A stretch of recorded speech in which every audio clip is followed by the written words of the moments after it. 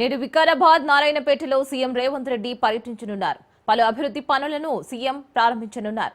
CM Revanth Reddy చేతుల మీదుగా ఇందిరమ్మ ఇళ్లకు శంకుస్థాపన జరగనుంది. మొదటి విడతలో మంజూరు చేసిన 72,045 ఇందిరమ్మ ఇళ్ల నిర్మాణ కార్యక్రమానికి శ్రీకారం చుట్టనున్నారు. ఇల్లు లేని కుటుంబాలందరికీ ఇల్లు మంజూరు చేయాలని ప్రభుత్వం సంకల్పించింది. లబ్ధిదారులకు సొంతంగా ఇల్లు కట్టుకునే అవకాశం కల్పించింది. ఇంటికి 5 లక్షలు పూర్తి సబ్సిడీతో ఆర్థిక సహాయం అందించనుంది.